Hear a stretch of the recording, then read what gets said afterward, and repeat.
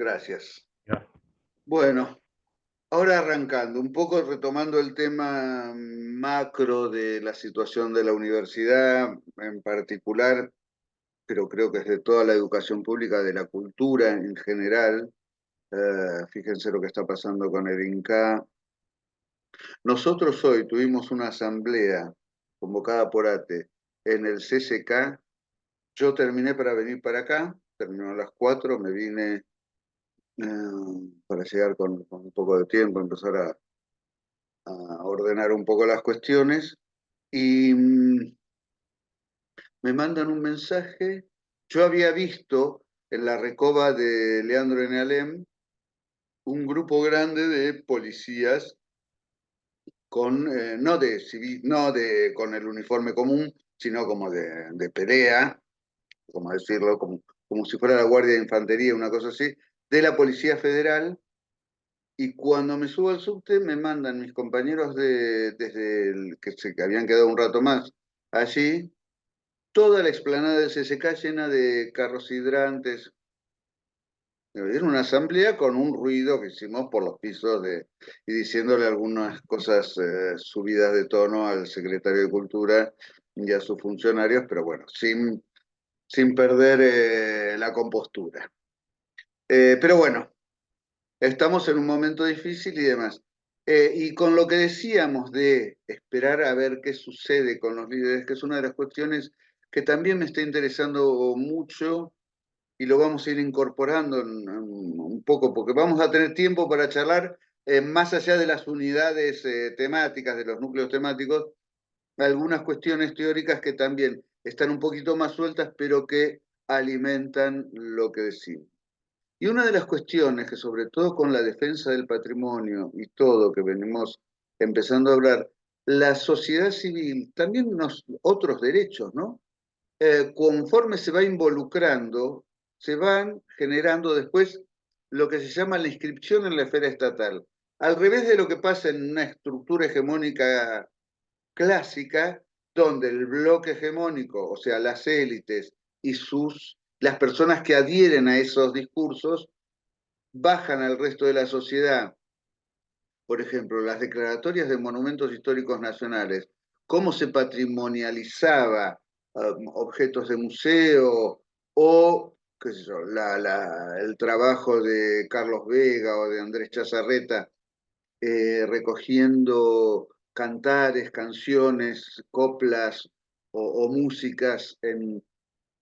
Pero la selección no la hacía el propio pueblo, sino que se hacía desde personas ilustradas, algunas con muchísima sensibilidad, muy buen compromiso con sus posturas ideológicas, honestos compromisos con sus... pero quedaba siempre en la esfera de la parte superior superior en cuanto a poder, a ejercicio de poder y a poder de coerción y de seducción, porque también el Gramsci lo que decía, si se acuerdan, es esto. Por un lado, el Estado, el aparato del Estado, o sea, las élites, porque en definitiva la construcción del Estado es una construcción de las élites para poder gobernar, por no decir coercionar, al resto de la sociedad.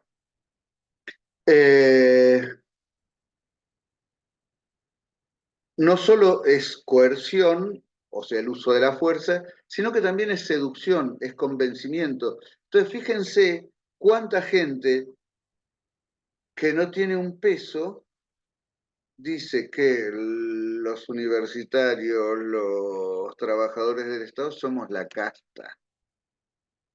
Yo digo, si es el sistema de castas de la India, venimos a hacer... Hola, buenas tardes. Hola, ¿qué haces? Me había Venimos enganchado a en hacer otro tampoco... enlace. ¿Eh? Me había enganchado en otro enlace. Y Ah, estaba yo sola. bueno, Dije, tanto ¿qué que darte pasó? cuenta. Me dejaron sola como loca. Bueno, ¿qué les Bueno, estás comentando? Un poco de la reunión de un poco de ayer. la marcha y demás, y ya lo estamos empezando a vincular también con nuestros contenidos y con las cosas. Estuvimos Bueno, hablando. Entonces, ese poder de seducción hace que mucha gente se identifique con el discurso no me quiero poner muy hegeliano del discurso del amo, ¿no? Pero bueno. Entonces la tarea de convencimiento es enorme. Hay momentos donde la potencia contrahegemónica es mayor y otros donde es menor. Yo creo que de la pandemia y de una experiencia muy mala del gobierno anterior, con algunos elementos de sostén, como fueron los planes de ayuda y demás, subsidios, en general parte de ese activismo se frenó. Y la situación de mucha gente es demasiado compleja, entonces es difícil pensar que mucha gente se puede hacer cargo de eso. En nuestra materia, en los temas de patrimonio, durante los 90, pero sobre todo a principios de los 2000, emergieron lo que se empezó a llamar minorías intensas. Eso en las ciencias sociales está bastante visto. Y agrupaciones de vecinos, no solo vecinos urbanos por cuestiones de que no demuelan esta casa, la otra o la de más allá, como basta de demoler, salvemos barracas, ese o ese caballito acá. Hay una en Córdoba que se llama, creo que Salvemos Alberti, que es el barrio, Alberti, que es el barrio donde está el hospital de clínicas, que fue un epicentro del Cordobazo allá por el 69 o 68, 69. Se está gentrificando ese barrio, están modificando las cosas. Es un barrio muy popular, está Belgrano, el Club Belgrano de Córdoba, que es el más popular allá en Córdoba. Es un lugar muy interesante y muy, no diría bonito en el sentido de pintoresco, pero es un barrio intenso. Y la gente de ahí tiene mucho sentido de pertenencia. Y vuelven con esta cuestión de cómo está cerca el río Suquía, una gran fábrica que se dejó de producir y que querían ver si se podía hacer algún complejo comunitario. Por supuesto, el municipio de Córdoba lo vende porque creo que quedó la propiedad ellos y querían hacer torres. Y la chimenea de esa fábrica, que era un hito urbano, la querían demoler y ahí se alzaron los vecinos. Entonces, pero también pasa, creo que lo decíamos con ustedes el otro día, el Famatina no se toca en La Rioja. El pueblo de Hachal contra la minera que está funcionando y todo el sistema político de San Juan y nacional de cualquier partido estaba a favor de esa explotación minera, del extractivismo. En Catamarca otro tanto. En la comarca andina, el no a la mina fue en Chubut, fue unánime. Se consiguieron el plebiscito y hace 20 años no está. Y ahora todos los últimos gobernadores siempre, o el discurso de Bullrich, con que en la meseta patagónica no hay nadie, de vuelta es el mismo argumento, la conquista del desierto.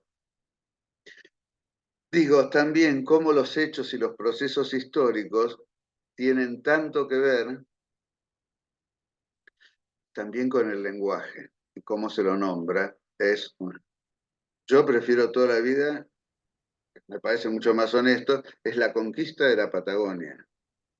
La Patagonia fue conquistada por el Estado argentino y produjo un genocidio y encima ahora después de la Constitución del 94, porque fíjense que muchas de esas cuestiones que pelearon esas minorías intensas se van recogiendo lentamente en las constituciones primero provinciales y demás. Los temas de patrimonio también, y esto tiene que ver un poco con la legislación que vamos a tratar de repasar rápidamente, nuestra y de otros países latinoamericanos.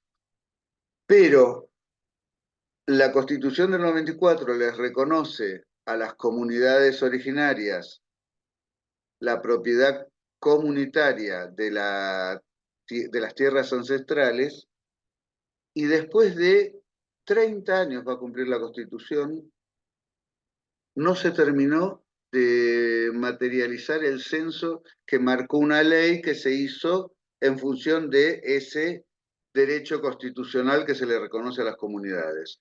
Lo mismo que la educación bilingüe en algunos lados está funcionando, pero no más que eso.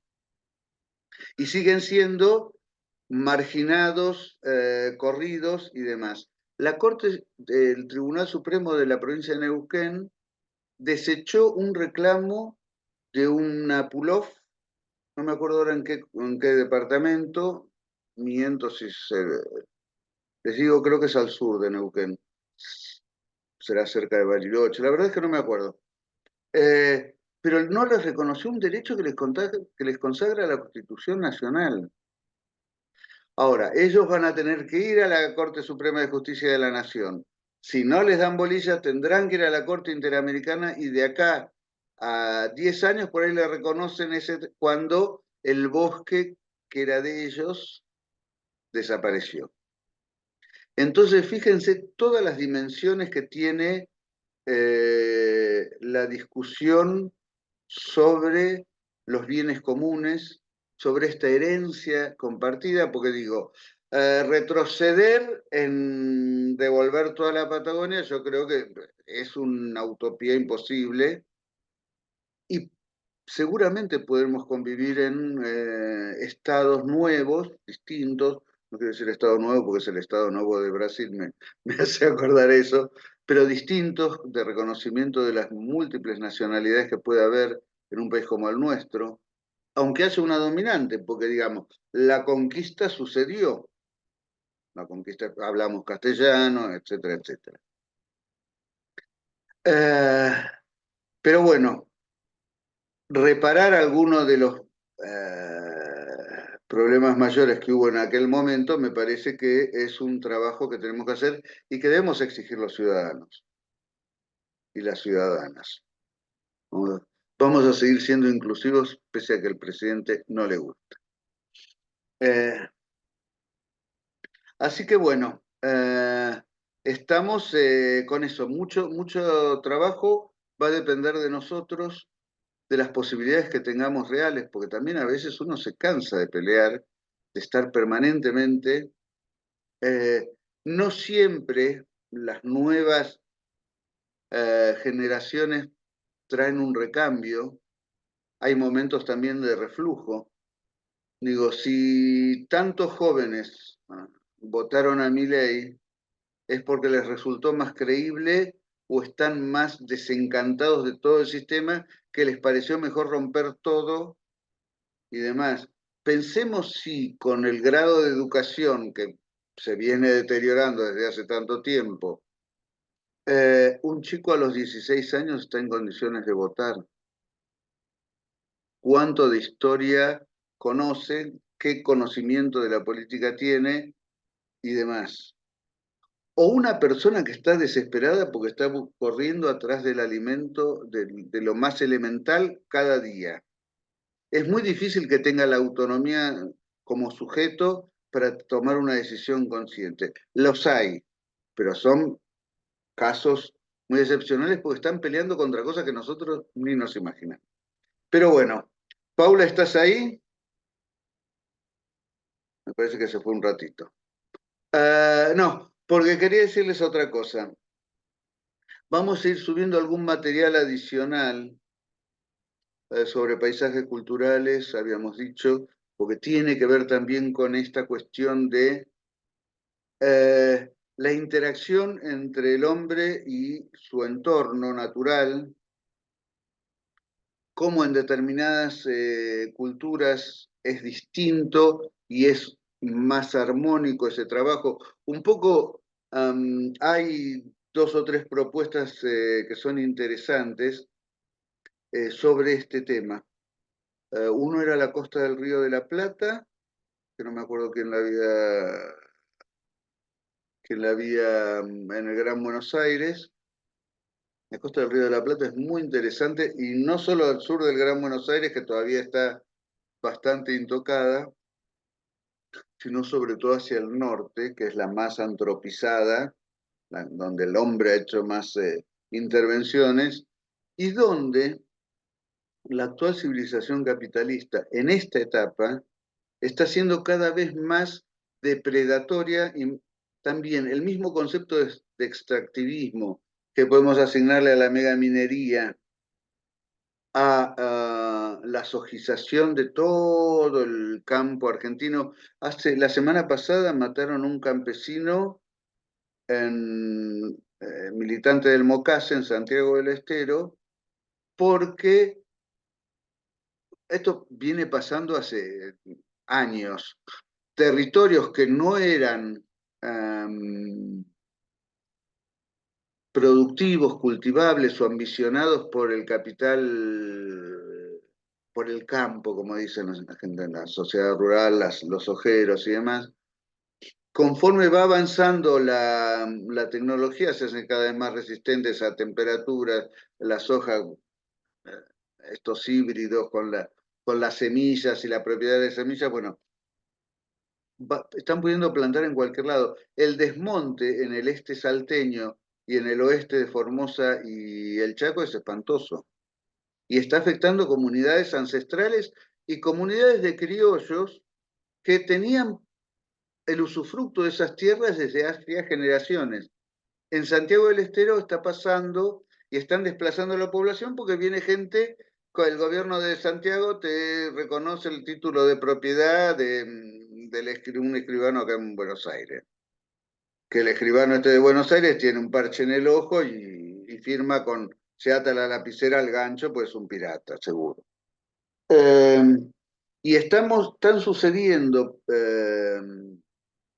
problemas gravísimos, entre ellos asesinatos.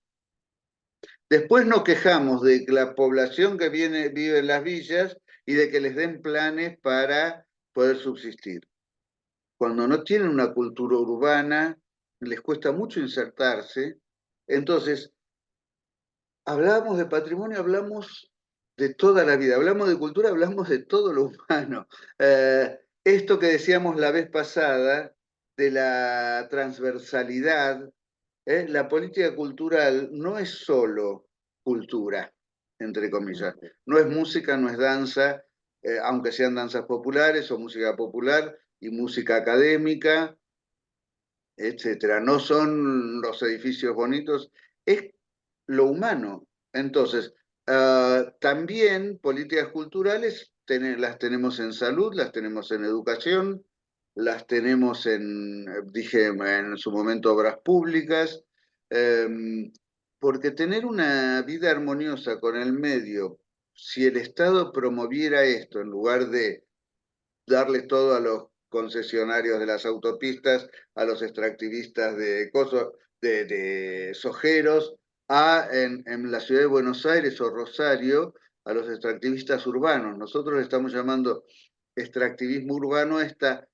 vale lo que sea, vos puedes estar en un barrio de casas bajas y te aparece una torre de 20 pisos que encima de que te da sombra a tu jardín, te chupa todo el agua, te deja sin electricidad porque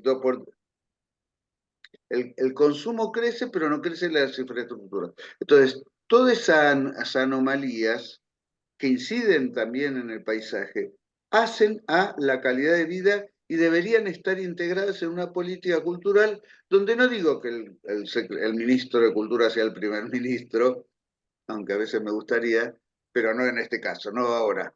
Pero sí coordinación, porque por ejemplo, ¿quién mejor que nosotros puede dar mensajes sobre ciertas situaciones y cuestiones y por ahí articular con otros especialistas, por ejemplo, una campaña de salud? ¿Cuánto bien le haría una articulación con para mí los medios de comunicación tendrían que ser también, ahí sí estar junto con el organismo de cultura, sea el que fuere, porque se potencian los mensajes y deberían articularse este tipo de cuestiones de una manera más general. Bueno, vayamos eh, un poquito, me lo voy a poner ahí como ayuda a memoria, ahí.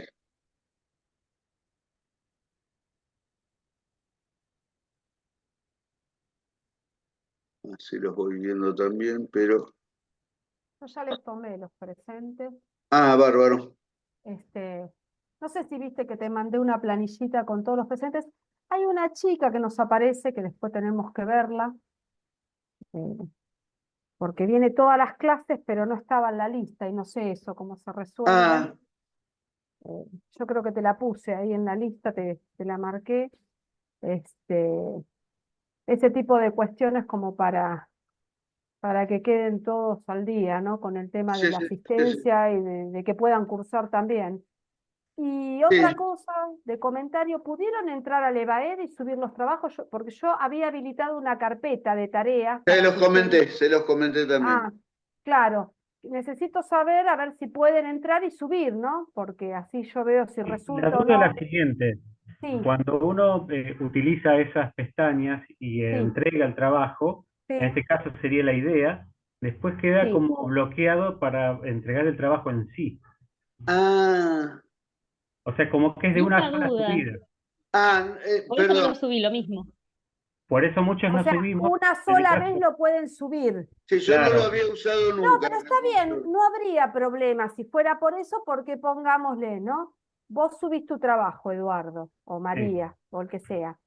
Entonces nosotros lo miramos, le hacemos una devolución, la próxima clase les abro otra pestaña, Ah, bueno, así porque sí sería. está Entonces, a lo bien, mejor podríamos poner o por fechas, o por entregas, o por visado, por lo que sea, pero si dice las entrega pestañas. trabajo final, se entrega una sola vez y después no hay posibilidades de retomarlo. A Ajá. eso No, es lo que no, voy. no. En realidad, lo voy a averiguar eso, porque hay una serie de filtros que uno los puede activar.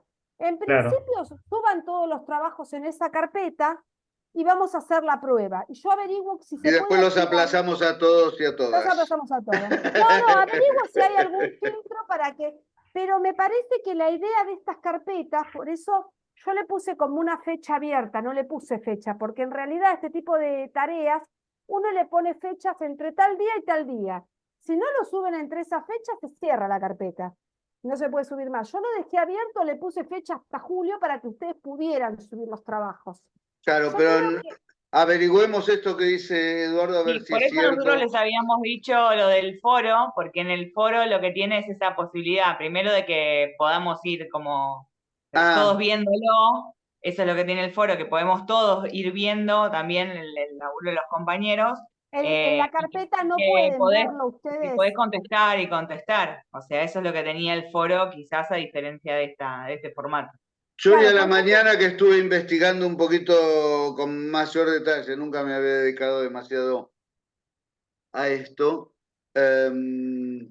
vi que está también la posibilidad de armar un foro. bueno, Eh, también veámoslo, ¿no, Paula? probemos también abrir un foro y pueden hacer las dos cosas, subirlo al foro y subirlo a la carpeta para ver qué es lo que resulta de eso. Porque seguramente el trabajo final sí les vamos a pedir que lo suban a una carpeta porque una vez que lo suben ya no se modifica más. Entonces, en este caso sí es bueno el recurso de abrir una carpeta que diga tareas. Porque bueno, lo suben, listo, nosotros lo corregimos, les enviamos una devolución, seguramente las devoluciones van ¿Se a puede ser, cambiar el nombre de la carpeta que abriste? se Eso no puede sé. cambiar el nombre, Y sí, por ahí le sí, ponemos avances de los trabajos a ver si no cierra o lo bueno, metemos en el foro. Veamos esas dos cosas. por Y ahí en seguramente, principio podemos ponerlo en el foro como para ir modificándolo y que lo vayan trabajando. Y bueno, después ver, yo lo averiguo, pero después sí, cuando sea la entrega, se abre una carpeta en el cual va a decir entrega y ahí sí se pone una fecha. está bien. Entonces, entre tal fecha y tal fecha, saben ustedes que pueden subir el trabajo. Una vez que se pasó la fecha a determinado horario, se cierra la carpeta. ¿Sí? Es un poco lo que yo estuve investigando de... Yo ya lo había usado, después que la empecé a usar me acordé que en pandemia se utilizaba mucho este tipo de recursos, porque me Claro. reolvidé de no, Sí, sí, yo no, no lo trabajaba, sino que lo trabajaba sí. una compañera. Por ahí, Así claro, no sé que, si los trabajos son individuales o alguien formó equipo con alguien, eso todavía no lo no, tengo no creo claro. que no hubo ningún caso de... Bueno, Sí, entonces son, sí, hicimos Ah, sí, equipo, ¿eh? ah, bueno, por Con una eso. compañera de Moreno. Está Ah, bien, porque también no está hoy. tenemos que evaluar si las devoluciones, por ahí las devoluciones de los trabajos, es más pertinente hacer una devolución individual, o en el caso de ustedes, si son un grupo, al grupo. Entonces por ahí después lo hablaremos con Eduardo de hacerlo vía mail, ¿no? A cada uno Sí, sí, hacerle sí. una devolución vía mail, porque, Yo así digamos, me venía las devoluciones, manejando, claro, porque porque las era devoluciones sí son individuales, los trabajos sí los pueden ver todos, los pueden compartir, pero yo creo que las devoluciones con una nota ya son más de carácter individual, yo más no tiendo a privado. compartir, claro, son más privadas. Después, si cada uno le quiere contar al compañero, es otro tema. Así que bueno, vamos a ver el tema del foro, dale. Pero bueno, y otro tema que por ahí no lo hablamos, nosotros sí lo manejábamos con Pablo Bonaparte bastante, de instarlos, digo, ustedes acá unos años van a ser profesionales, licenciados en arte y pensamiento latinoamericano, o no sé bien cómo fue la cuestión de los que vienen por patrimonio artesanal, que era la mención culturas populares de la licenciatura en folclore, la licenciatura madre. Era una mención. Pero, digo, de las múltiples posibilidades de inserción laboral, seguramente, como son disciplinas intelectuales, básicamente, la asistencia y la presentación de trabajos en congresos siempre es importante. Sí, Y es probable que uno de estos temas les sirva. interesar para el Congreso de Folclore, para el Congreso, porque, qué sé yo, había alguien que, no, creo que ahora no está, no me acuerdo porque lo leí hoy más temprano, que tenía como ciertas dudas entre 4 o 5 temas. Varios eran estrictamente folclóricos, lo cual está bien, muy Ah, interesante. sí, yo lo leí el mail también. Te mandé a vos un comentario, después si querés, no sé si lo Ah, bueno. miraste, pero después mira mi comentario, pero estaban buenos todos, ¿no? Igual me parece que no está el chico, era de un No, varón, no, creo que era una chica, me parece. una chica, Una, pero yo sí, me una. parecieron los temas interesantes, te contesté a vos, bueno, Bueno, como para sí, que, porque este, había desde algunas cuestiones muy particulares sobre la culinaria, no me acuerdo claro. ahora, Sí, sí, sí, la había algo sobre tortilla, era un plato que era del lugar donde esta persona habita. Entonces a mí me pareció súper interesante, por ejemplo, se los digo en líneas generales, trabajar algo del lugar donde uno habita, ¿no? Porque además de que uno es potencialmente parte de esa comunidad y entiende toda esa comunidad, es más fácil trabajarlo. Entonces se puede poner desde el lado de, digamos, desde lo académico, pero también puede entender un poco más en profundidad lo comunitario y lo local. Entonces me pareció súper interesante, ¿no? Ese doble juego de les estar del lado del cuento, otro. el año pasado una compañera hizo un trabajo con la comunidad, creo que eran no me acuerdo, o Wichi, eran de Formosa, que trabajaban en los textiles con, no me acuerdo si era Yesca, la verdad es que se me fue un poco el tema, pero era muy interesante porque era una comunidad trasplantada en Derqui, y el trabajo tenía mucho que ver con cómo hacían para mantener ese vínculo, porque aparte la provisión de la materia prima venía desde allá, cosa que en las artesanías tradicionales siempre se buscó la materia prima, por eso tienen ese rasgo tan local, tan singular de ese lugar, tan identitario, porque, qué sé yo, el barro de esta región no es el mismo que de la otra. En este lugar tenemos frío, entonces, y tenemos llamas, y entonces tejemos más que nada con lanas, y en el otro lugar se teje con fibras vegetales porque hace calor y es húmedo, etcétera, etcétera, etcétera. Pero en este caso de una comunidad trasplantada 1000 y pico de kilómetros, que se insertan en un lugar suburbano, desconocido y demás, generan comunidad, pero también interactúan con sus vecinos, a ellos les venden esos elementos que por ahí en su momento eran sagrados, eran rituales o eran funcionales, pero para ciertas cuestiones, hoy pasan a tener otros usos, qué sé yo. Por ahí son adorno nada más en una casa de una familia de clase media, porque aprecian esa artesanía. Pero bueno, los elementos son muchos. También el de una de las integrantes del convenio con Moreno habló sobre una reserva natural que hay en el partido. No me acuerdo quiénes eran o quién era. Creo que era un trabajo individual. Soy yo, profe, Vale Segovia. Ahí está. Estoy llegando a mi casa, por eso no prendí la cámara todavía. Bien. Sí, hoy averigué un poco más. Es más, me dijeron que están muy contentos porque hasta serviría para hacer como una recopilación histórica que no hay, como Fantástico. que no hay ese trabajo de ver cómo se creó ese lugar dentro de la Reserva de los Robles. Claro, Así que es muy nada, yo interesante. tenía la duda de si podía ser un tema para trabajar para meterme de lleno ya con esto. Me parece que ahí podemos, no sé si tiene la escala de un paisaje cultural, pero seguramente, a ver, en La Pampa prácticamente no había árboles.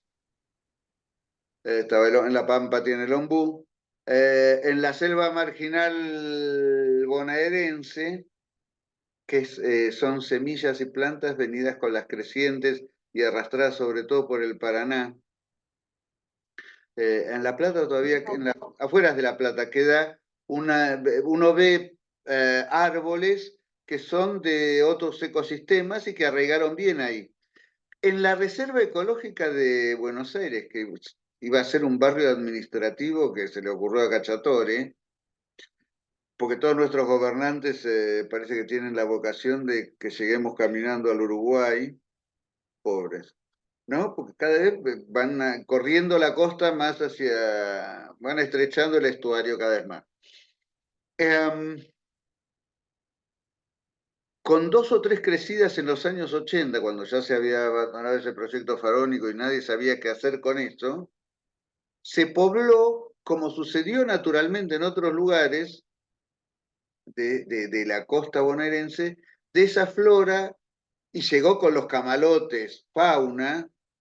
Y fíjense que ahora tenemos hasta yararás en otra reserva ecológica Sí. en Ciudad Universitaria. Sí. ¿Eso en qué año fue, dijiste? El Porque relleno yo me acuerdo que era con estudiante, las autopistas del 77. sí, pero hubo una inundación que yo era también estudiante en la UBA, en Ciudad Universitaria, y se llenó de canmalotes. Sí.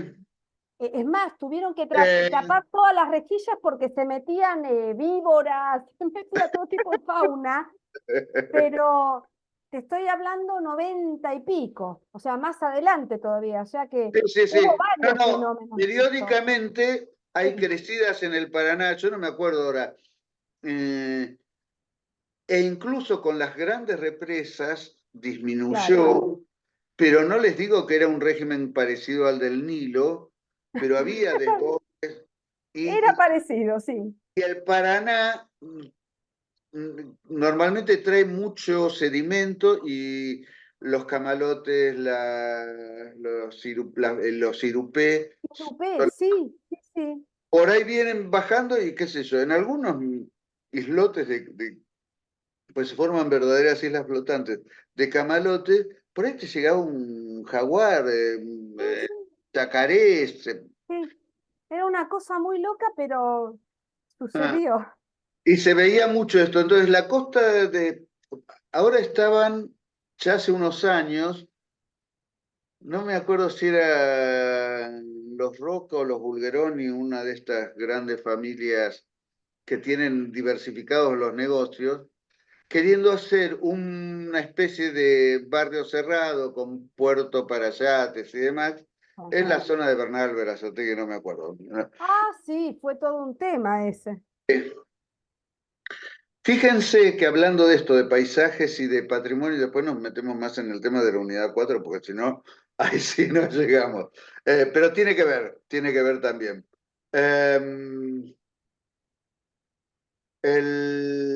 La costa, después de ese lugar siniestro que es un polvorín en potencia, dicen que si se prende fuego los depósitos de petróleo de Dock Sur, si explotan, podría arrasar hasta la zona de Casa de Gobierno.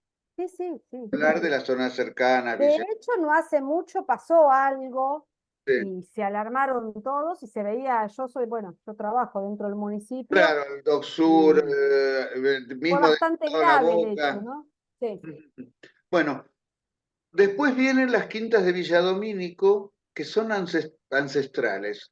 Los primeros inmigrantes compraban esos terrenos muy bajos, hacían quintas, sobre todo de vides. El vino de la costa, que era un vino muy barato, pero bueno, dulzón lo único, por lo menos a mí no me gustan los vinos dulces, eran de Huachinche. Los italianos siempre hicieron vino en su casa y los que vinieron también siguieron haciéndolo, pero por ahí tenían posibilidad de tener mayor extensión de tierras. Uno en Roma, en las afueras de Roma, hasta los 90, uno veía que las casas no tenían jardín. El terreno tenía, las casas suburbanas, digo, ¿no? Tenían tenían uva, o vides o tomates o lo que olivos, sí, sí, también. Entonces, acá es un paisaje antropizado, pero con un manejo muy tradicional, entonces amigable con el entorno. A partir de ahí, y prácticamente hasta La Plata, la costa, salvo el Quilmes, los balnearios de Quilmes y demás, sí,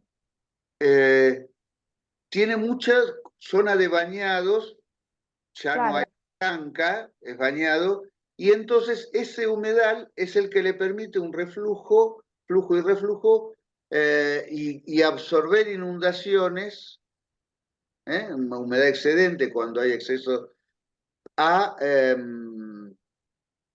y evita catástrofes que en otros lados se dan. Hace no mucho se inundó Luján y los ecólogos y la gente que estudia muy bien esto atribuyó sobre todo a Nordelta.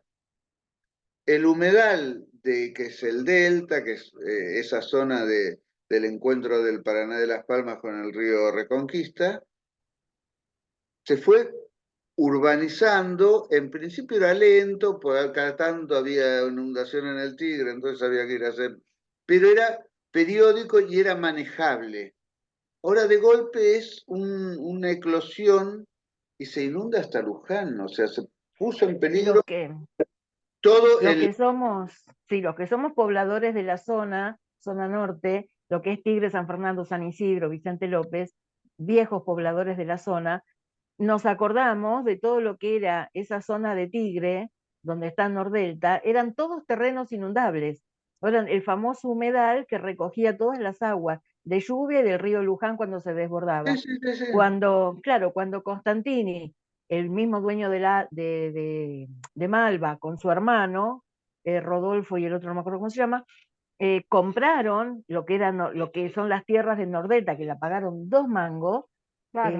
Después, bueno, hicieron lo que hicieron, y vos tenés los barrios esos impresionantes que dejaron algunos lagos para tratar de compensar un poquito el agua, pero no es así. El No, tema no, de los no. carpinchos, que están en auge ahora, bueno, tiene que ver porque los bichos volvieron un poco a su lugar, Sí, pero son era los todo verdaderos terreno pobladores de inundable. la zona. Claro, Claro. Y con respecto a lo que usted decía, profe, del Río de la Plata, cuando yo era chica y tomaba el tren en Villa de Lina con mis padres para ir a Retiro, después que pasaba Puente Saavedra, que se llama Aristóbulo del Valle, para el lado de Retiro, cerca de la zona de Aeroparque, por ahí, el río llegaba casi hasta ahí. No el río completo, pero sí llegaba, estaban los camalotes, y uno se asomaba por las ventanillas y había agua. Y claro. había agua, eso se empezó a tapar, a tapar, a tapar, a tapar. Sí, sí, Y sí, sí. En los 70 estaba la ciudad deportiva de Boca, cerquita donde está la reserva ahora. La Sí. reserva, que Y eso que bueno, eso se Elstein tiró va todo a abajo. ser un barrio privado. Claro, claro. O sea que, ya te digo, los que somos grandes es como que vimos todo ese movimiento. Bueno, Y en San Isidro, según el intendente anterior, doctor Pose, siempre ha dicho que ha quedado una parte donde está la Reserva Natural de Zona Norte, que es muy chiquita, la costa exactamente como estaba en la época de Garay. No sé si es así. Es muy chiquitita esa parte, pero es como costa natural. Y frente a San Isidro hay 2 islas nuevas por los sedimentos del Paraná. Todo lo claro. que trae el delta, se han formado 2 islas que ya están arraigadas ahí. Sí, No sí, sé si sí. habrá más. Había un y- tipo que dijo que se la apropió, no me acuerdo cómo se Sí, llama. pero lo Pero sacaron bueno, a ese es patadas. otro proceso natural que la deforestación aguas arriba y este mal manejo acelera. Digamos, el delta del Paraná avanzaba 10 centímetros por siglo, no me acuerdo exactamente cuál era. Ahora está avanzando un metro, casi un metro por año. Y emergen. Bueno, la vez pasada di una charla para Uruguay, muchos de uruguayos no lo conocían, eso que les comentaba de una diplomatura, que ahora tenemos frontera terrestre con el Uruguay. ¿Sabían eso? No, ¿en dónde?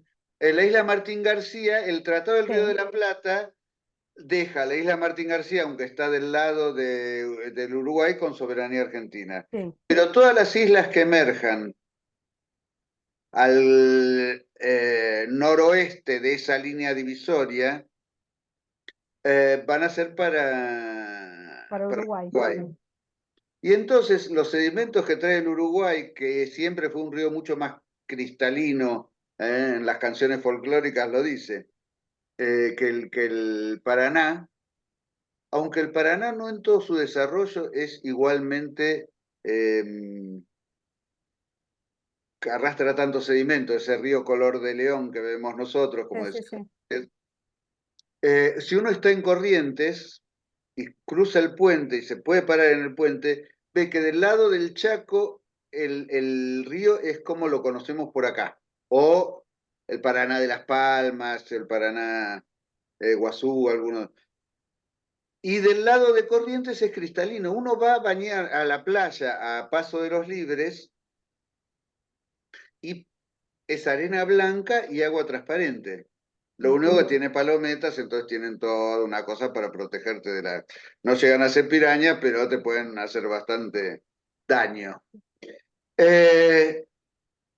Y el Bermejo y el río Paraguay son los que traen mucho sedimento. También viene algo pero va más para el lado porque la Tierra Roja de Misiones también algo manda, pero no es la cantidad que uno piensa, o no sé si tiene también que ver el hecho de las represas que han modificado eso no lo conozco Seguramente. tan en profundidad. Pero bueno, volvamos. Esos temas son interesantes porque son no solo la visión más acotada sobre un bien determinado, sino que nos dan cuenta de la complejidad y puede servirnos para hacer intercambios interesantes y vuelvo como carta de presentación en congresos y demás. Sí, después lo siguen trabajando, porque digamos el nivel de exigencia de una monografía de una materia trimestral no puede ser el mismo de que un trabajo académico más elevado. Este también es un trabajo académico, ¿eh? Pero bueno, vayamos un poco a los puntos de la unidad 4. Habíamos visto desde el principio que desde fines del siglo XIX, muy al fin, 1898, con la caída de los últimos reductos del Imperio Español, la Revolución Mexicana y la incidencia cada vez mayor de los Estados Unidos en México, en el Caribe y en el istmo de América Central, despertó una especie de nacionalismo panamericano, pan-latinoamericano, que que fue dando sus frutos en varios aspectos. La reforma universitaria, si ustedes se fijan, el manifiesto liminar se dirige a todos los hombres libres de América, desde el sur de América Latina, dentro de un país cuyas élites se habían dado la espalda por completo al resto de nuestros países hermanos, empieza a también repercutir eso.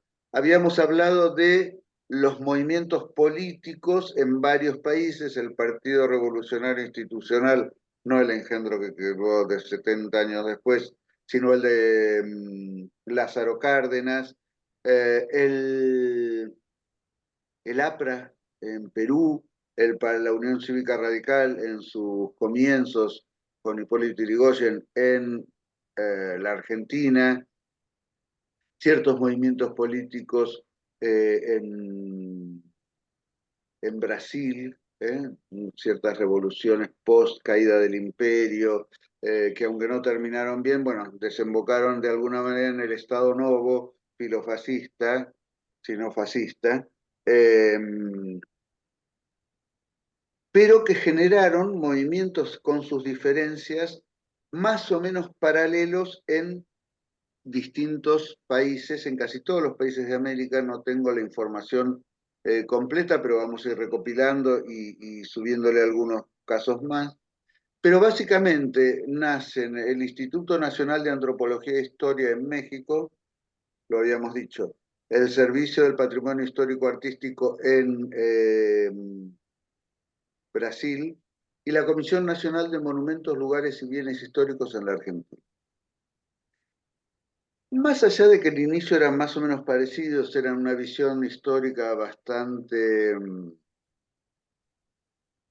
tradicional, donde lo que se buscaba era reivindicar el pasado hispánico más que otras cosas, en Brasil obviamente el pasado portugués, en México tiene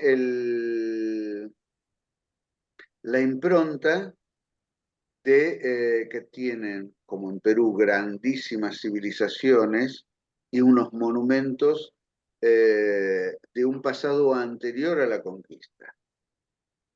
Empiezan a rescatarse eso. El Teotihuacán, que conocemos nosotros ahora, lo conocemos en su estado gracias al trabajo de los arqueólogos y de las personas que intervinieron del Instituto Nacional de Antropología e Historia en la recuperación. Estaban absolutamente atacados por la vegetación, con sedimentos, y fue un trabajo notable de restauración del bien patrimonial, no del patrimonio, porque en realidad se empieza a considerar patrimonio esa herencia, esos objetos, y ahí se los empieza a cuidar. Pero si interviene sobre el objeto, no es el patrimonio es la idea. La verdad es que no pude conocer demasiado cómo fue el proceso, y eso que lo vengo buscando desde el año pasado, cómo fue todo el proceso en Perú, pero sé que es análogo por algunos comentarios que hice con colegas y demás, donde se crean organismos de protección del patrimonio y se van empezando por el pasado colonial, pero claro, se encuentran con los muros megalíticos del Cusco, el descubrimiento de Machu Picchu, cantidad de sitios, y no pueden negar esa herencia, por más que en general la costa se reivindica más blanca y más española que la sierra. Y esto pasa en muchos países, en la Argentina es notable eso. ¿No? ¿Algún comentario? Me pareció que alguien quería. Juanco, ¿estoy muy equivocado? Vos que venís de. Hacé tus aportes, porque es interesante poder encontrar las similitudes y las diferencias. Bueno, no tengo, digamos, una cercanía, pero sí podría decir de que el anterior organismo estatal al Ministerio de Cultura en el Perú fue el INC, Instituto Nacional de Cultura, por Ajá. largo tiempo. y que claro, se encargaba, digamos, Sí, de pero todo ese los ritmo. institutos son más de finales del siglo XX. Claro, Algo, claro. el de en Brasil también, hace ya varios años, el Servicio del Patrimonio Histórico Artístico se transforma en Instituto Nacional del Patrimonio Histórico Artístico y vienen con una visión integrada del patrimonio mucho más avanzada que la que podemos tener nosotros. El Instituto Nacional de Antropología e Historia armó un corpus y creó una doctrina enorme respecto de bienes del patrimonio prehispánico, hispánico, del siglo XIX y llegan hasta elementos actuales que se van rescatando y se van valorando en función de cada vez nuevas técnicas. Forman profesionales casi como si fuera un instituto universitario o una universidad. Es muy interesante ese trabajo y la visión cada vez más, cómo van actualizándose en función de incluso sus propias necesidades. Nosotros podemos tener la visión que querramos de los gobiernos del PRI, sobre todo después de Lázaro Cárdenas hasta ahora, ni que hablar, después viene, se llama la Alianza Nacional y bueno, ahora se está terminando el sexenio de AMLO, pero la vida académica, cultural, en cuanto a también nuestro tema específico, el patrimonio, la verdad que es muy, muy intensa y tiene una continuidad y unos avances más que envidiables para nosotros. No sé, por ahí, en Brasil también es muy interesante todo el trabajo. Hubo retrocesos siempre, los procesos políticos, sobre todo con la instauración del neoliberalismo en la época de Collor de Mello. Fernando Enrique Cardoso fue mucho más vivo y mucho más inteligente y con una visión mucho más amplia, sin desconocer lo que era el consenso de Washington y habiéndose plegado, reservó ciertas cuestiones políticas, económicas y culturales para manejo. Nunca privatizaron Petrobras, por ejemplo. Y el Instituto Nacional del Patrimonio Histórico Artístico siguió trabajando con mucha dedicación y ya les digo, teniendo esa visión integrada del patrimonio que no se tuvo lamentablemente acá. Porque si tenemos que hablar de lo que pasa en la Argentina, ahí el panorama es bastante más desolador. La estructura de la Comisión Nacional de Monumentos era de museos, monumentos y lugares históricos. La declaratoria como Monumento Histórico Nacional acá empieza bastante antes de la creación de un organismo específico, porque se toma uno de las atribuciones del Congreso, que es el de dar honores, no me acuerdo bien en qué artículo está, y se genera esa figura de Monumento Histórico Nacional por obra de un diputado, no me acuerdo ahora el nombre, para declarar la casa natal de Sarmiento como primer monumento histórico nacional en la Argentina. Una casa más que modesta, una casa donde se suponía que ese héroe del liberalismo argentino, no se suponía, donde nació el héroe, pero bueno, se lo consideró una especie de templo de la patria y demás. Con el correr de los años empiezan a aparecer otros, muy esporádicamente, entre ellos en 1930 el Cabildo de Buenos Aires, que como vimos estaba mutilado, mochado, deformado, disfrazado de palacio municipal, había sido disfrazado de palacio municipal italiano,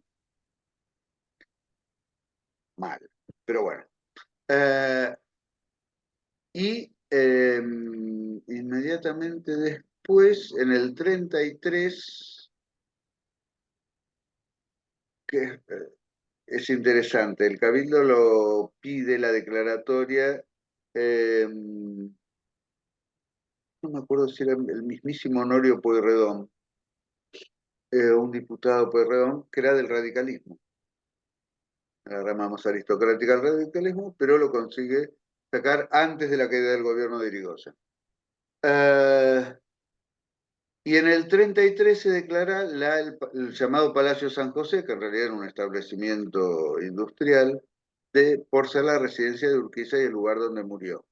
Entonces, de esa visión inicial centrada en ciertos personajes o eventos históricos, no en procesos, no testimonio de ciertos procesos culturales, ¿no?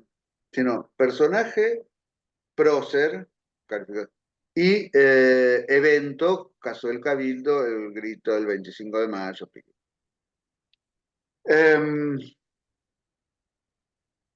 Con esos 3 o 4, porque había uno otro que no me acuerdo ahora sí, no sé si era el Cabildo de Luján o algún, la verdad es que no recuerdo, o alguna iglesia, porque la Casa Histórica de la Independencia no es posterior, pero bueno, que ya no existía como tal, sino solo la Sala de la Jura, abajo de ese templeto.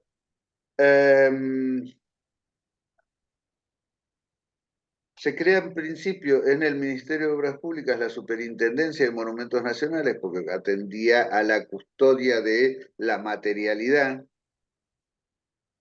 Ahí empieza a trabajar el arquitecto Mario J. Busquiazo y el historiador Levene, Ricardo Levene, el primero de los Levene, uno de los últimos fue el viejo Carcamán que estuvo en la Corte Suprema de Justicia en las épocas del menemismo,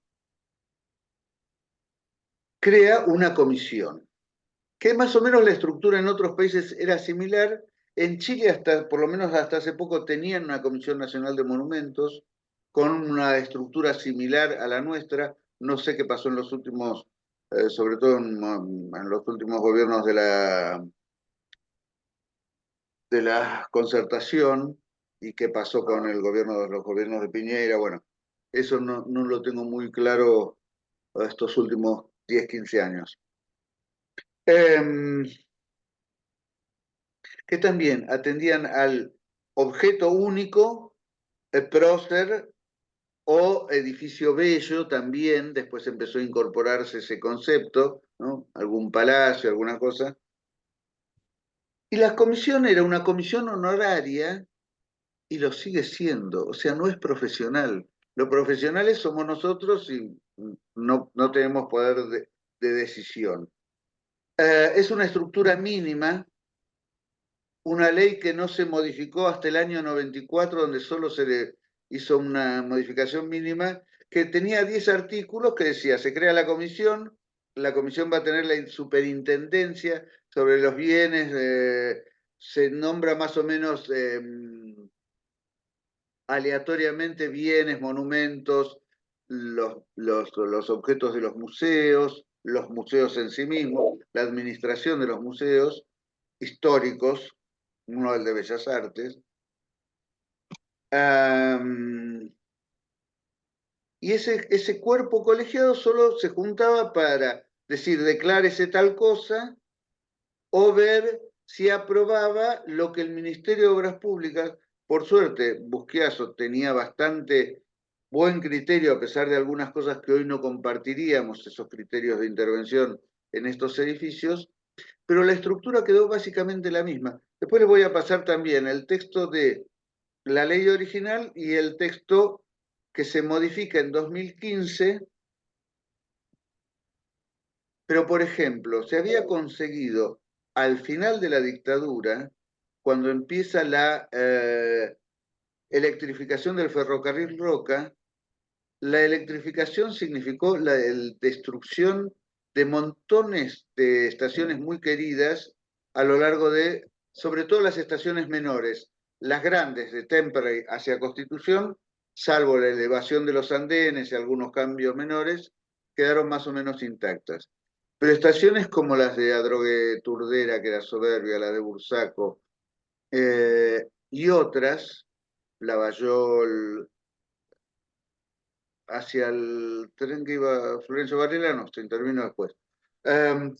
Eso generó un movimiento entre arquitectos, básicamente, historiadores, para que saliera un decreto que dice que todos los edificios del Estado Nacional de más de 50 años, para ser enajenados, vendidos, modificados, tienen que consultar a la Comisión Nacional. Y lo pudimos hacer valer bastante durante las privatizaciones de los 90. Después hay muchas cosas que se chispotean porque la Comisión Nacional no tiene poder de policía. Perdió cierta autonomía de decisiones, por ejemplo, de mandar cartas documentos. Con la última modificación quedó todo ceñido a lo que decía. ¿Qué pasó? ¿Alguien estornudó? Florencia estornudó. ¿No? ¿Estornudaste? No, es que se me va la conexión con la compu, estoy un poco con la compu y un poco con el celular. Parecía Entonces, un estornudo. No, fue como Después hay un fíjate pase cuando quede la grabación a ver qué es lo que pasa. Dicho sea paso, Sí. ¿cuánto falta? Ah, tenemos un ratito todavía. Entonces, esa posibilidad de rescatar tantos buenos edificios, por ejemplo los de obras sanitarias, el Palacio de Aguas ahí en la Avenida Córdoba era monumento nacional y no se tocó y está muy bien conservado, pero están los otros dos depósitos en Buenos Aires y montones de otros depósitos en el Gran Buenos Aires, sobre todo obras sanitarias de la Nación, que primero influyó. Después de la fiebre amarilla se crea un servicio público donde una ley le permitía a la nación ayudar a las provincias a tener servicios de agua. El agua corriente de la ciudad de Corrientes es prácticamente contemporánea a la de Buenos Aires, con auxilio de la nación y de este servicio, porque también tuvieron al final de la guerra de demolición del Paraguay un brote de fiebre amarilla y de cólera prácticamente continuos, pero sobre todo fiebre amarilla, junto con la de Buenos Aires. Entonces fue lo que terminó de decidir hacer estos servicios de aguas corrientes. Y después, ya la Oficina de Obras Sanitarias interviene en todo el país y con los años se va reduciendo prácticamente al área metropolitana de Buenos Aires. Con muy buenos edificios, pequeños pero muy buenos, además de los tres grandes monstruos, los depósitos de Devoto, el central, que es el Palacio de Aguas, y el de Caballito. Bueno, salvamos montones de esos edificios, algunos de Segva, de otras empresas públicas que se privatizaban, el edificio que ahora después fue Tribunales, creo, en la calle Marcelo T. Alvear entre Callao y Riobamba, otros edificios que eran de obras sanitarias, que la actual Casa Nacional del Bicentenario sobre la calle Riobamba, eran edificios de obras sanitarias también, quedaron después para cultura. Pero la estructura nunca se cambió. No tenemos oficinas regionales como tiene el IPAN o como tiene el Instituto Nacional de Antropología e Historia. Nosotros tenemos delegados en todas las provincias que son la voz de la comisión ante los gobiernos provinciales, y a veces hay conflictos, y no están rentados. Es más, para tener menos problemas, en una gestión de la comisión de hace unos 10 años, los transforma en un pedido hacia los gobiernos provinciales que presenten una terna y de esa terna se elige. Por supuesto son funcionarios provinciales, y si hay conflicto, no van a estar a favor de la nación. Entonces, tenemos unas falencias enormes, salvo la máxima autoridad ahora. Ningún cargo es rentado de esos vocales que conforman y toman las decisiones. El presupuesto es cero. Así todo, con mucha creatividad, se hicieron el Día Nacional de los Monumentos, que era como esa cosa que hacen las cuestiones de decoración, una especie de open house, donde uno podía entrar a visitar el Banco de la Nación, el Cabildo, la Catedral de Buenos Aires o cualquier otro edificio más modernos. Y los criterios de selección de bienes para patrimonializar y demás fueron muy restringidos hasta el año 84. Prácticamente no había un solo bien que representara ninguna comunidad invisibilizada. No había bienes del patrimonio industrial. Todo se ceñía a los grandes próceres y a algún que otro palacio o de aristocracia de Buenos Aires, etc. Entonces, nosotros estamos, digamos, prácticamente todos los países de América Latina en los 90 era muy interesante el trabajo de Colcultura en Colombia. Después un poco le perdí el rastro de cómo siguió evolucionando o no. Era muy interesante porque aparte formaban profesionales permanentemente. Nosotros prácticamente tenemos cero, hay muy pocos y son complicados de atender, formación de especialistas en patrimonio. Nos vamos a formar, o uno se forma en el extranjero, en México, por ejemplo, en la Escuela de Churubusco, o en Europa, según consigamos una beca o no consigamos, y también, y creo que esto es lo peor de lo peor, la cultura siempre se consideró, y la gestión cultural en la Argentina, como algo superfluo. No es extraño el ataque actual porque no hay arraigo en cuanto a que somos conservadores de bienes comunes. No estoy hablando solo del patrimonio edificado, que puede ser mi especialidad, pero nosotros debemos proteger los bienes que de otra manera el mercado arrasaría. La globalización capitalista en esta última etapa es de una búsqueda de uniformidad absoluta, porque quieren vender los mismos bienes en todos lados, no les interesa. A lo sumo se conserva, como dice Ocho y Curiel, lo exótico, pero como una vitrina para ir a ver cómo se iba a visitar el zoológico, ahora que ya no quieren que haya zoológicos en ninguna parte. Es muy tremendo esto. Entonces, el bien público de la cultura local, las culturas locales, es muy difícil de sostener frente a un mercado uniformizador y arrasador. Porque díganme si a un emprendimiento inmobiliario en el dique de San Fernando le va a importar un cementerio querandí. Yo tuve una gran decepción hace muchos años dentro de la comisión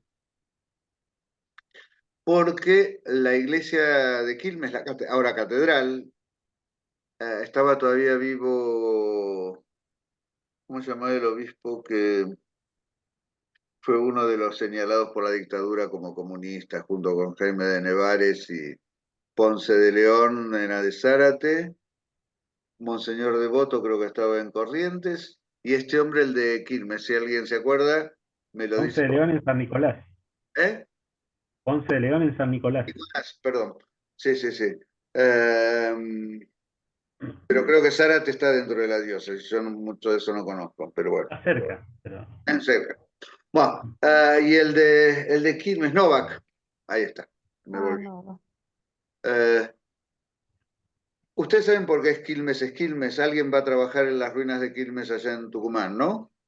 No me acuerdo quién era. No sé si está presente en esta clase. Bueno, cuando en las guerras calchaquíes terminan derrotando los Quilmes, los reducen, eso es por eso se llaman reducciones, Las reducciones, claro. y los traen Los caminando. traen caminando y llegan pocos.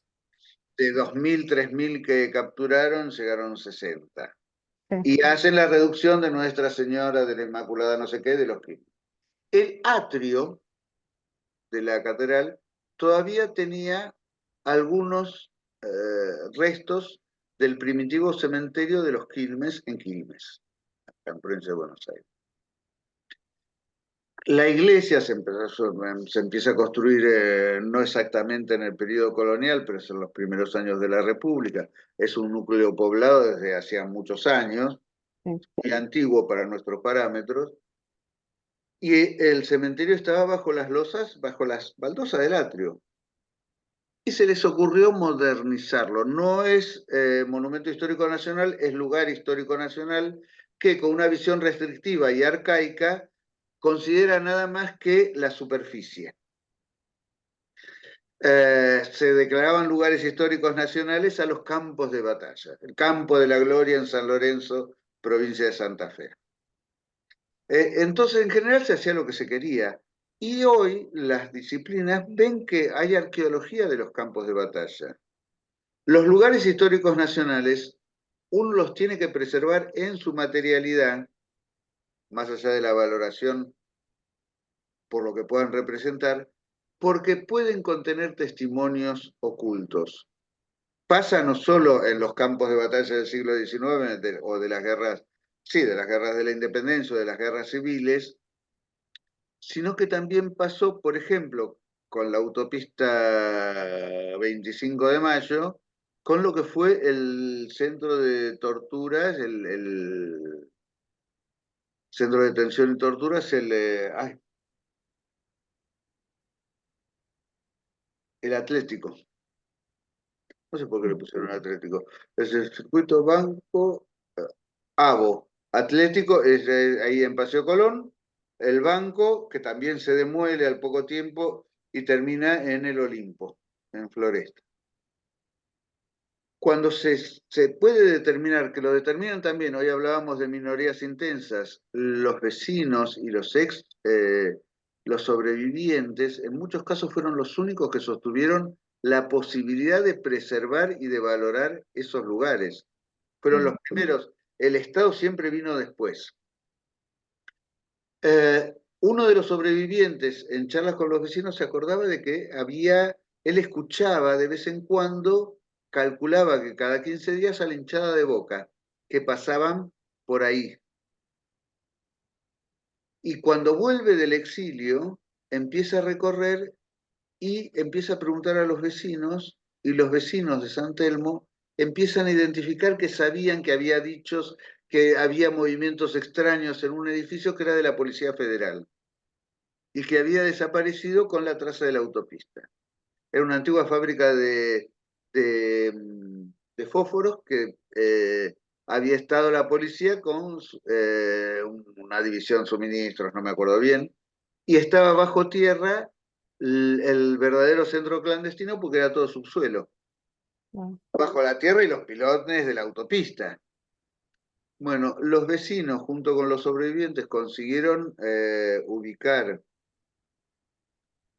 el lugar, consiguieron que el gobierno, después de varios años, el gobierno de Aníbal Ibarra lo declarara lugar histórico de la ciudad y sitio de la memoria, y después pasa a Nación, y después, ya en este siglo, la Comisión Nacional del Monumento lo declara lugar histórico.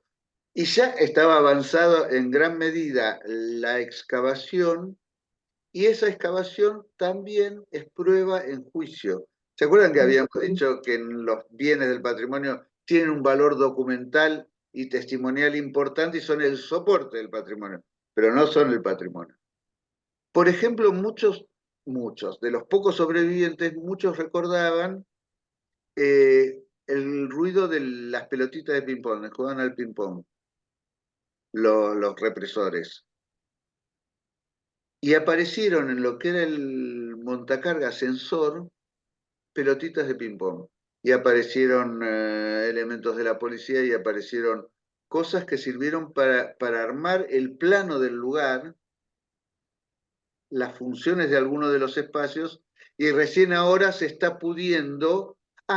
Y al principio los vecinos, no sé si conocen el lugar del Atlético, bueno, es en la avenida Paseo Colón, alguna vez que vengan a Buenos Aires, y la autopista. incluso cuando se hizo el Paseo del Bajo se consiguió que se mejoraran mucho las condiciones ambientales porque era imposible, a pedido del juez de Daniel Rafecas, porque a AUSA y el gobierno de la ciudad le importaba nada hacerlo. Sí. Que se insonorizaran las vías de la autopista y les están haciendo también una cubierta para poder continuar con las excavaciones. Se tuvo que desmontar una parte del terraplén que tenía la silueta que habían colocado los vecinos para señalar ellos el sitio y Hay una plataforma por la cual se puede circular también. sí, y ahora se trasladó esa silueta a una estructura en otro costado para poder Claro, continuar con las excavaciones, porque con está las excavaciones. las celdas y van a empezar a aparecer más elementos. Pero bueno, volvemos a esto. La sociedad civil, con sus organizaciones, esto que hablábamos también un poco el otro día, con esas minorías intensas, empiezan a revertir y a generar acciones contrahegemónicas que después consiguen inscribirse en la esfera estatal y de alguna manera van dejando un sedimento y van haciendo parte de nuestra también política como sociedad. También, perdón, ¿no? Me da la sensación que también hay una parte de la sociedad a veces que no les importa nada, o sea, no le importa a las autoridades, no le importa a la sociedad, como es el caso de todos los lugares donde estuvo el cura Brochero, el puente antiguo, el acueducto, que estaba todo abandonado. No sé si después de su santificación lo volvieron a mejorar un poco, pero estaba totalmente abandonado, que parecía mentira que eso, un patrimonio histórico, ¿no? De todo lo que hizo el cura Brochero en ese lugar y que a nadie le importó. Bueno, la sociedad, la sociedad cordobesa es particularmente religiosa, ya beatificado el cura Brochero. Se empieza a trabajar sobre los lugares, los itinerarios. Había una asesora de la comisión que nos abarrotaba de temas del cura Brochero en un momento. Se rescataron varias cosas, pero bueno, también la provincia de Córdoba. Porque la Comisión Nacional de Monumentos tiene una condición subsidiaria. La condición de monumento histórico nacional en la Argentina no modifica la propiedad, solo le impone lo que se llama una servidumbre en el Código Civil. O sea, esa propiedad no puede ser enajenada, vendida, demolida sin consentimiento de la Comisión Nacional. Y los propietarios pueden hacer modificaciones supervisados por la Comisión Nacional. Y en el caso de los bienes que pertenezcan a las provincias o los municipios o a los privados, el responsable primario por la ley es el propietario o el tenedor. La acción del Estado es subsidiaria. Es bastante complejo, lo vamos a seguir conversando las clases que viene, porque también nos quedaría para completar esto el tema de las convenciones de UNESCO, que les vamos a ir subiendo algunas, las que consideramos más importantes, pues ya les digo, están todas disponibles, pero bueno, para que las tengan más a mano. Sí. Algo de lo que decía usted recién tiene que ver con la casa sobre el puente del Mar del Plata, creo que es del arquitecto William, que estuvo abandonada, saqueada, robada, de todo, quemada, que la tomó creo que el municipio después para restaurarla, ¿no? Fue una historia complicadísima. Se declara a principios de este siglo. La casa había sido de Amancio Williams. Cuando se muere le queda una de las hijas, esa hija la habita un tiempo, después la compra un conocido que es el que está en la famosa radio, que la casa siempre se llamó Casa sobre el Arroyo, y esta radio, LU9, que fue la primera FM, después tuvo la primera FM de Mar del Plata, su eslogan era, desde la casa del puente, un puente hacia no sé qué. Estoy hablando de los años 70. Entonces sufrió algunas modificaciones, pero estaba con uso que es central para los bienes del patrimonio. Se muere este hombre o tiene algún problema con la dictadura, no me acuerdo, se cierra la radio y queda en conflicto, hay una serie de conflictos sucesorios, algún mal manejo y alguna cuestión medio ilegal de alguien que reivindicaba derechos sobre la casa, bueno, un gran conflicto. En el medio fue vandalizada 2 o 3 veces y Sí, le demás. prendieron fuego también, Sí, creo. sí, sí, no, Pasó de tremendo, todo. de todo le pasó. La toma, en realidad, la compra finalmente el Estado Nacional en el gobierno de Cristina Kirchner, en el primero creo que fue, y se la cede al municipio de General Pueyrredón.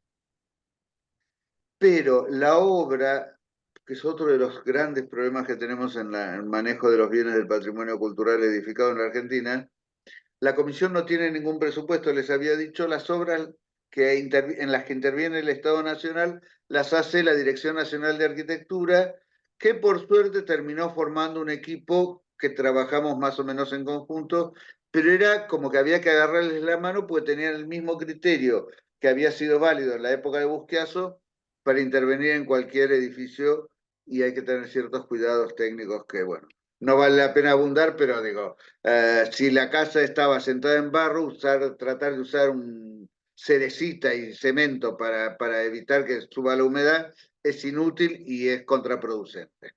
Pero bueno, detalle. La cuestión es que lo toman ellos y se empieza a trabajar. Y una gestora cultural vale la pena hacer este reconocimiento, que se llama... La cargamos porque le hicimos la Reina del Mar, porque fue Reina del Mar. Ay, no me sale el nombre ahora. Perdónenme, estoy viejo. Ya se los voy a dar. Eh, Estuvieron presentando la obra esta semana que no pude ir en la Universidad de Belgrano con el hijo de Amancio Williams. Fueron haciendo un proceso de restauración con los técnicos del Ministerio de Obras Públicas, nuestras aprobaciones, los íbamos viendo cómo eran los avances, los proyectos y demás, y ella supervisando y prestándole atención en el lugar, prácticamente no se movió. Después tuvo un problema, Magali Marazo, ahí está. Tuvo un problema porque registró a su nombre la Casa del Puente porque la municipalidad no lo hacía y tenía miedo de que le robaran el nombre. Bueno, aprovecharon, como siempre, la política es muy resentida, ciertos políticos o una gran cantidad de políticos son muy resentidos con los que hacen las cosas que ellos no hacen, porque los dejan en evidencia, y tuvo un problema. Pero la restauración es, junto con la del Molino, son las 2 mejores restauraciones de las últimas décadas en Argentina. Me atrevo a decir. Hay algunas otras... Perdón, el molino, la confitería. La confitería, sí, sí, sí. Y todo el edificio, porque es todo un edificio muy complejo. Así que bueno, finalmente se terminó la restauración.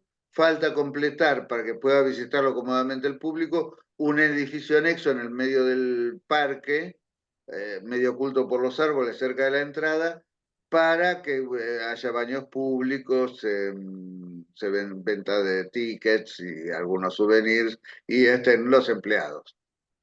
Pero bueno, hay que ver qué pasa después de todos estos vaivenes, porque en rigor todavía no pudo ser formalmente inaugurada y ni es fácilmente visitable. Pero bueno, la política argentina tiene esas cuestiones. Digo, y hay que reconocer otra cosa, que hasta se decían, bueno, algunas cuestiones que implicaban la privacidad de las personas, no las voy a comentar. Pero el presidente Fernández, Alberto Fernández, se lo tomó como una cuestión casi personal y parece que lo había visto en una repetición de un viejo capítulo de En el Camino que daba en Porteña. Bueno, se hizo cargo, el ministro Catopodis puso toda la estructura de obras públicas, del cual depende la Dirección Nacional de Arquitectura. La comisión también fue requerida y se puso en movimiento casi toda la estructura que es muy difícil porque también siempre hubo restricciones presupuestarias para ir y venir a Mar del Plata. Bueno.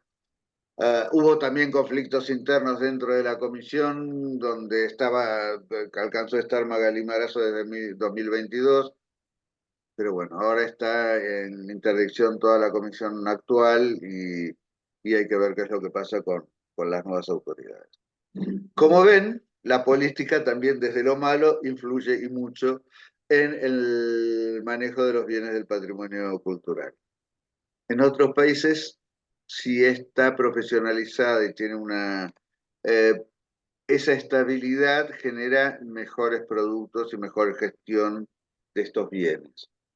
Así que bueno. Una inversión económica importante además, ¿no? Por Pero, eso, porque pero después genera otros réditos, porque si está bien manejado el turismo, puede dar dinero y no claro que sí.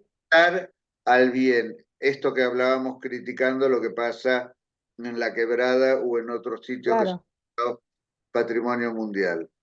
Sí, sí. Pero hay que hacer un adecuado manejo. A ver, los términos es otra de las cosas que también podemos ver y pueden investigar. Cuando uno habla de manejo de los bienes del patrimonio, estamos emparentando también el manejo de los bienes naturales en un parque nacional. Totalmente, sí. Fíjense que en Estados Unidos los monumentos históricos dependen históricamente de parques nacionales. Así como está el Yellowstone, donde estaba el oso yogi, que veíamos lo que éramos, no sé si lo veían ustedes, pero eran los dibujitos animados de cuando yo era chico. También manejan la Casa Blanca. Claro.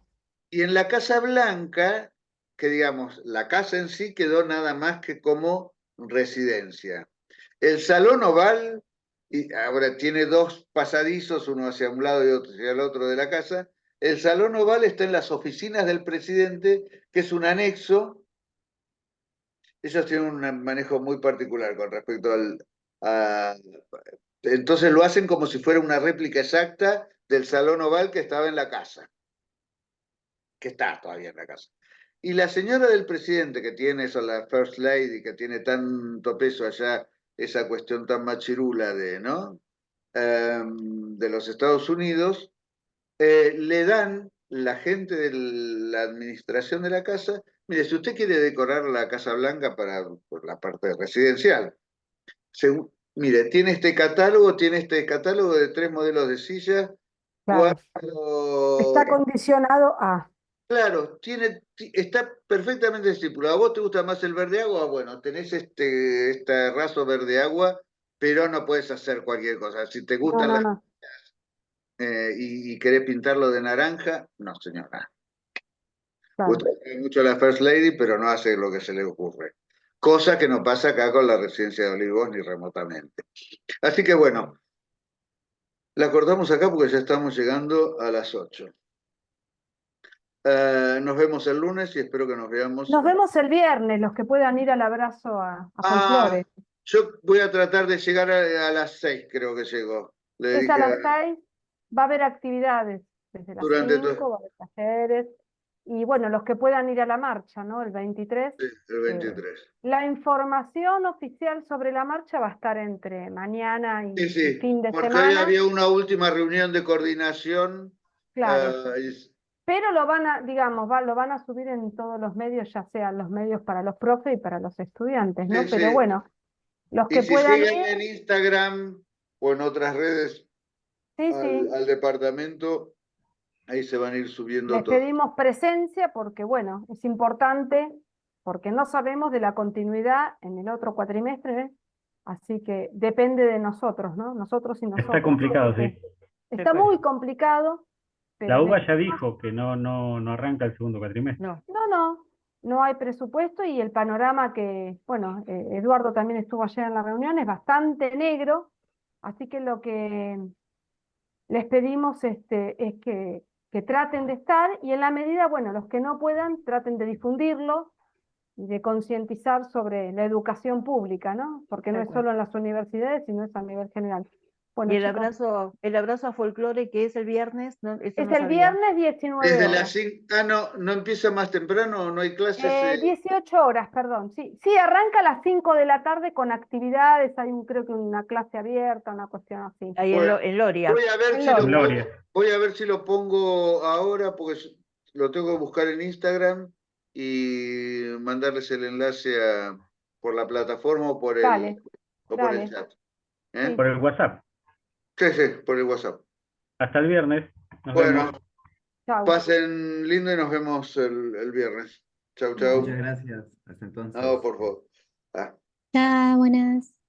Chau. Bueno, vamos a parar de grabar.